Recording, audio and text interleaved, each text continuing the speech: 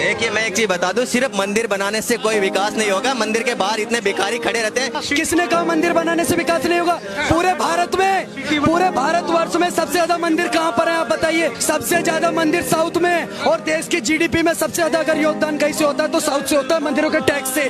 मंदिरों के टैक्स से ये मस्जिदें चल रही हैं और बड़े बड़े सब कुछ चल रहे हैं। कहाँ से आता पैसा? मंदिर टैक्स देते हैं। बाला साहब ठाकरे हिंदू हृदय सम्राट बहुत सही बात बोल करके गए हैं। देश में हिजड़े वो नहीं होते जो सड़क के किनारे खड़े होकर के ताली बजाते हैं। असली हिजड़े वो होते हैं जो हिंदू होकर भी हिंदू का विरोध करते हैं। मैं आपको बता देना चाहता हूँ, अयोध्या के अंदर जब भव्य राम मंदिर बनेगा, कि पूजा की सामग्री बेचने वाले होंगे कि नहीं होंगे? आप बताइए मुझे, कि नहीं होंगे? वहाँ लोग जाएंगे, जब वहाँ पर लोग जाएंगे, ट्रेन से जाएंगे, किसी न किसी साधन से जाएंगे कि नहीं जाएंगे? उसके बाद वहाँ रूम लेंगे कि नहीं लेंगे? रुकेंगे कि नहीं रुकेंगे? इन सब में पैसा लगेगा कि नहीं? शाबाश बेटा, बहुत बढ़िया। हमने सोचा मायावती आ रही है, वो कुछ करेगी हमारे लिए, उनने हमें हाथी पकड़ा दिया। हाँ, मुलायम ने क्या दिया? गोलियां मार के सरयू नदी में बहा दिए। मनमोहन ने दिए घोटाले। माया, मोहन और मुलायम, एक नाम और तीन डकैत। माया ने हाथी दिए, मुलायम ने दी गोलियां और मनमोहन ने घोटाले दिए और खूब भरी तिजोरियां। 40 चोर इकट्ठे हो गए, मिल करके सबने सरकार बनाई और नाम रख दिया यूपीए की थी ना सरकार, यानी यूनाइटेड पॉकेट मार एसोसिएशन। ये की कंपनी समझे?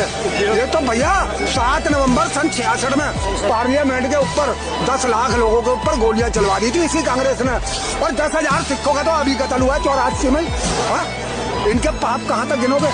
पागल हो जाओगे सुनते सुनते। हम तो इनको पैदाइशी देखते सन 43 से देखते चले आ रहे हैं इनको। एक खानदानी डकैत है।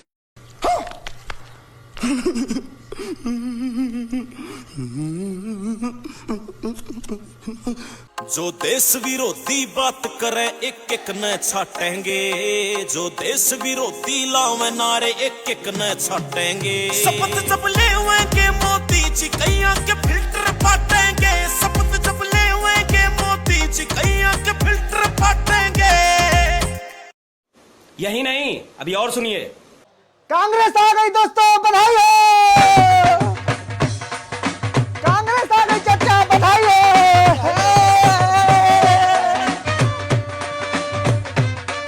बेटा कांग्रेस आ गई, हमको तो विश्वास नहीं हो रहा। अरे चाचा विश्वास तो मुझे भी नहीं है, लेकिन कांग्रेस तीसरी बार आ गई सड़क पर। हेलो। हीरा बेन की गोद में जन्मा, घर में हंसाना है। मोदी मोदी मोदी, वह देश का है दीवाना जिसका देश दीवाना है। वह देश का है दीवाना जिसका देश दीवाना है। कि वो 1 लाख रुपए सालाना प्रति महिला को देने वाले हैं। देश के प्रत्येक महिला को वो 1 लाख रुपए सालाना वो देने वाले हैं। इस देश की कुल जनसंख्या 140 करोड़, जिसमें से मैं ये मान लेता हूँ 65 करोड़ होंगी महिलाएं। 140 करोड़ में से 65 करोड़ तो महिलाएं होंगी, ठीक है। अब उन 65 करोड़ महिलाओं को आप साल का 1 लाख रुपए दोगे, यानी कि 65 लाख करोड़ रुपए आपने साल का देना है। इस देश का कुल बजट कितना है?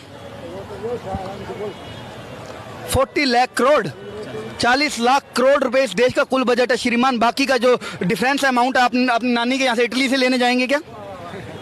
बता दीजिए पहले, कहाँ से लाएंगे आप वो पैसा? कुछ भी बक दो, कैमरा पर आओ, कुछ भी बक दो, मीडिया में आओ, प्रेस कॉन्फ्रेंस करो, कुछ भी बक दो, और ये जनता जो खड़ी है तो ना समझ है। लगता है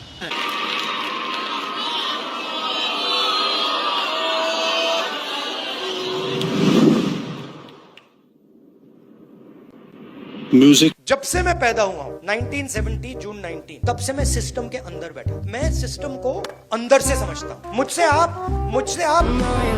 सिस्टम नहीं छुपा सकते। कैसे चलता है, किसको फेवर करता है, किस प्रकार से फेवर करता है, किसकी रक्षा करता है, किसको अटैक करता है, ये सब मुझे मालूम है, दिखता है कि मैं उसके अंदर से आया हूं। प्राइम मिनिस्टर हाउस में जब दादी प्राइम मिनिस्टर थी तब था, पापा थे, मनमोहन सिंह जी थे, तब भी मैं जाता था, तो मुझे सिस्टम अंदर से मालूम। और मैं आपको कह रहा हूं, system is aligned against lower castes.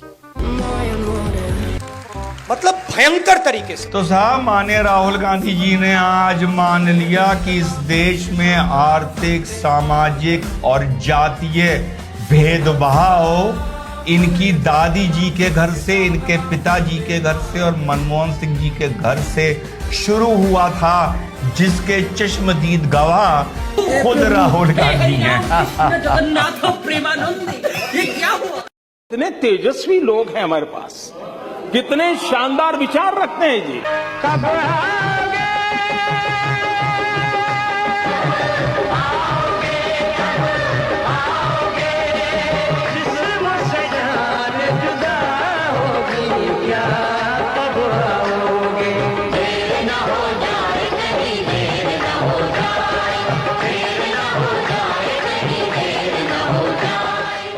जो राम को लाए हैं हम उनको लाएंगे, जो राम को लाए हैं हम उनको लाएंगे। कैसे कैसे लोग रहते हैं यार यहाँ पर।